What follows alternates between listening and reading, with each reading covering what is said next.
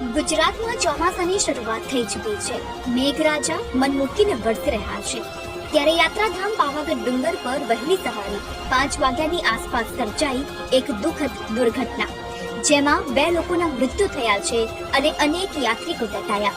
પાટિયા પુલ નજીક અચાનક જ પથ્થર ધરાશાયી થતા પગથિયાં ચડી રહેલા શ્રદ્ધાળુઓ તેની નીચે દબાઈ ગયા. આ દુર્ઘટનામાં 4 થી વધુ લોકો કાટમાળ નીચે દબાયા હોવાના અહેવાલ છે. ઘટનાની જાણ થતાની સાથે જ વહીવટી તંત્રમાં દોડધામ મચી ગઈ. ઘટનાની જાણ થતાં જ બચાવ અને રાહત કામગીરી પણ શરૂ કરી દેવાઈ. કાટમાળ નીચે ફસાયેલા ઈજાગ્રસ્તોને બહાર કાઢી તેઓને સારવાર અર્થે હાલોલની હોસ્પિટલ ખસેડાયા.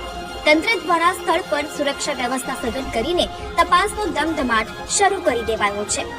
સવારે લગભગ 5:30-6 વાગ્યાની આસપાસ ઉપરથી દુકાનદારનો ફોન આવ્યો કે વાવાઝોડામાં પથ્થર પડ્યો છે અને કોઈને વાગ્યું છે એવી જાણ કરી. એટલે તાત્કાલિક હું ઘરેથી અહીં પાવાગઢ બસ સ્ટેન્ડ આવ્યો.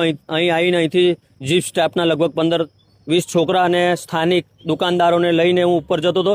સ્થાનિકને જાણ કરી, પોલીસને જાણ કરી, તાત્કાલિક ઘટના સ્થળે ત્યાં પહોંચ્યા એટલે 3 જણ દબાયેલા હતા અને 1 જણ સાઈડમાં પડેલો હતો વાગેલું. 3 જણ હતા, એમને 2 ડેથ થઈ ગઈ અને 1 જીવિત હતા, એમ દબાયેલા હતા પથ્થર નીચે. એમને પથ્થર ઊંચા કરીને બધા સ્થાનિકોએ ભેગા થઈ અને બધાએ થઈને બહાર કાઢી અને નીચે લઈ આવ્યા. આ ઘટના પાટિયા પુલની નજીક પથ્થર ગબડવામાં આવ્યો હતો. વાવાઝોડું અને પવન અને વરસાદ ફૂલ હોવાથી આ બનાવ બનેલો છે.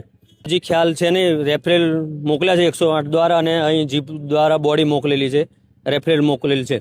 જૂનાગઢ જિલ્લાને ગૌરવ અપાવતી એકમાત્ર સંસ્થા શ્રી પાર્થ એકેડમી, જ્યાં શિક્ષકો તેમજ ટ્રસ્ટીના મને એક જ સૂત્ર માટે છે કટિબંધ: શિક્ષણ દ્વારા શ્રેષ્ઠતા. અહીંના કાર્યક્ષેત્રની વાત કરીએ તો કેજી થી ધોરણ 10 અને 11-12 આર્ટ્સ કોમર્સ. ભાઈઓ માટે ધોરણ 5 થી 12 માટે હોસ્ટેલ સુવિધા છે ઉપલબ્ધ અને આજુબાજુના ગામડામાંથી વિદ્યાર્થીઓને આવવા જવા માટે બસ સુવિધા તો ખરી જ. તો આજે જ એડમિશન માટે સંસ્થાની મુલાકાત જરૂરથી લો.